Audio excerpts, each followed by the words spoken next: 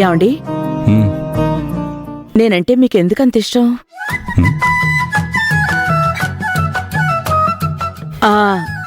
నేనేమడిగినా కాదనకుండా చేస్తారు కదా, అందుకే. నువ్వే అంటున్నావు కదా నువ్వంటే నాకిష్టమని, అందుకు. మరి లలిత్ అంటే?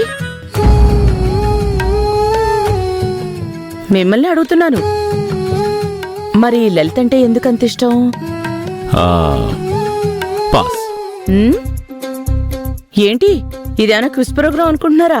పాస్ అంటున్నారు అంటే కొన్నిటికి సమయం ఇవ్వాలి, కొన్నిటికి పాజ్ ఇవ్వాలని పెద్దోళ్ళు చెప్పారులే. సరేలేండి, నేను విషయం అడుగుతాను, చెప్తారా? ఏంటి? మన రెండిళ్ళకి వేద ఒక్కతే ఆడపిల్ల కదండి. విష్ణు హోటల్ ఓపెనింగ్ లో వేదతో పాలు పొంగిద్దాం అనుకుంటున్నారండి. వేదతోనా? ఏ కొత్తగా వాడు వ్యాపారం పెట్టుకుంటున్నాడు. ఇంటి ఆడపిల్ల చేత పాలు పొంగిస్తే అది శుభమే కదండి. ఆలోచన మంచిదే, కానీ నీకు వేదాకి అస్సలు పడదు కదా. ఎవరు చెప్పారు? బయటికి మేము అలా ఉంటామే గాని లోపల వేరు.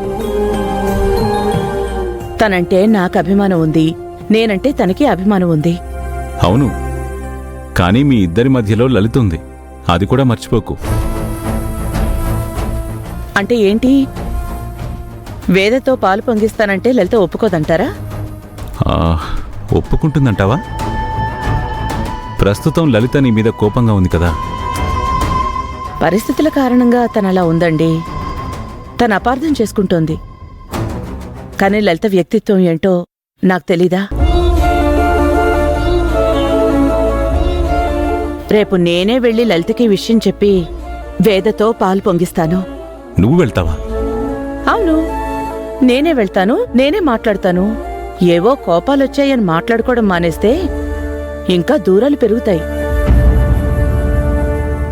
ఎవరో ఒకరు తగ్గి మాట్లాడుకుంటూ పోతే అపార్థాలు తొలగిపోతాయి.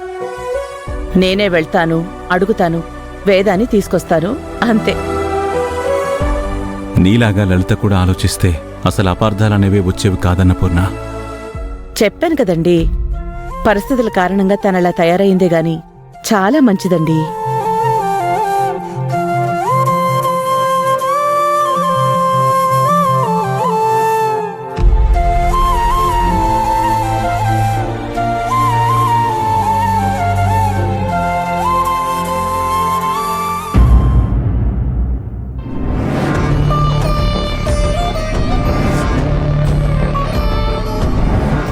అంకుల్. విష్ణు రా. తీసుకోండి అంకుల్. ఆంటీ, కీర్తి మీరు తీసుకోండి.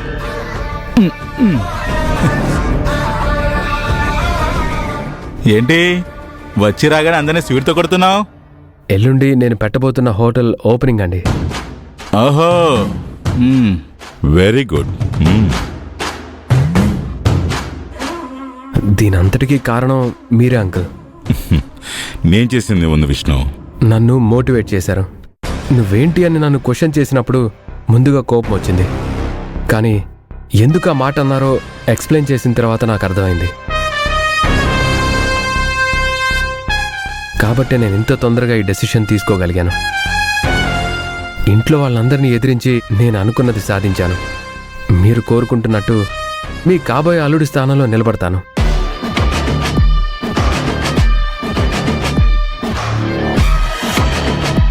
నన్ను ఆశీర్వదించండి అంకుల్.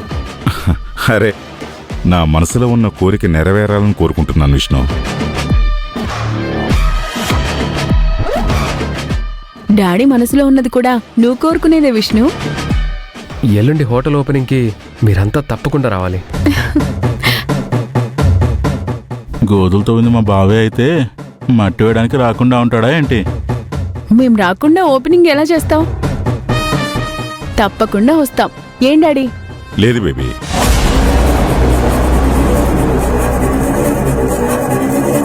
మనం ఆ ఓపెనింగ్కి వెళ్ళటం లేదు. ఏంటి కోపం మీద పెట్రోల్ జల్లేసి అంటించుకోమంటున్నాడేంటి? అదేంటి అంకుల్, ఎందుకు రానంటున్నారు? అంటే మీ కుటుంబానికి మా కుటుంబానికి మధ్య గొడవలు ఉన్నాయి కదా విష్ణు. అవి గతంలో జరిగాయి. అదంతా అప్పుడే క్లియర్ అయిపోయింది కదా. మేము కూడా క్లియర్ అయిపోయిందని అనుకున్నాం. కానీ మీ అమ్మ వాళ్ళు ఆ కోపాన్ని ఇంకా మోస్తూనే ఉన్నారు. లేదంటే మా అమ్మ ఎవరైనా తప్పు చేస్తే ప్రశ్నిస్తుంది, అంతటితో వదిలేస్తుంది. కానీ వాళ్ళ మీద కోపాన్ని కక్షని పెంచుకునే అలవాటు ఆవిడికి లేదా అంటే ఆ విషయాన్నంతా అక్కడే మర్చిపోతుంది. నువ్వు చెప్పింది కరెక్టే. ఆవిడ పెద్దావిడ కాబట్టి మనసులో ఏం పెట్టుకోకపోవచ్చు, అన్నీ మర్చిపోవచ్చు. కానీ వేద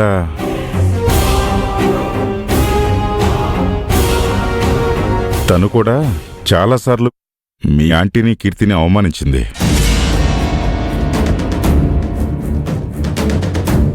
తను కూడా ఆ ఫంక్షన్లో ఉంటుంది కదా. అసలు ఆ వేద ఎవరంకు?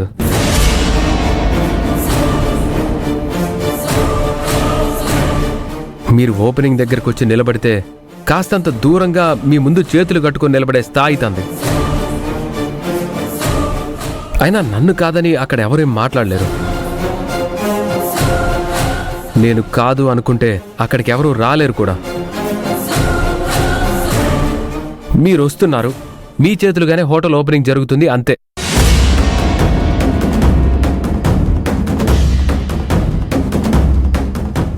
ఇంకా నా ఫ్రెండ్స్ని కూడా పిలవాలి. కీర్తి, నీదే బాధ్యత. అంకుల్ తప్పకుండా రావాలి. Bye aunty. Bye Keerthi. Bye.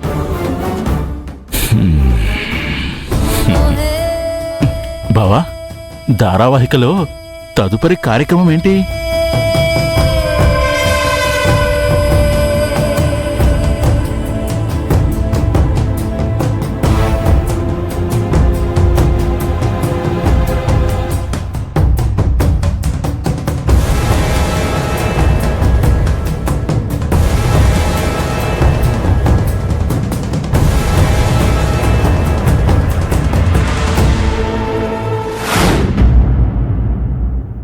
Annapurna, Vishnu, Vishnu, Annapurna.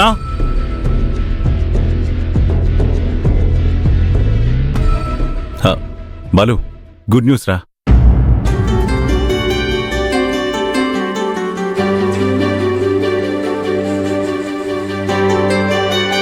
Annapurna, వీడు బిజినెస్ పెట్టుకోవడానికి ఆ షాప్కి అడ్వాన్స్ అది ఇచ్చేశాను. మిగతావన్నీ మాట్లాడేశాను. అన్ని పనులు అయిపోయాయి.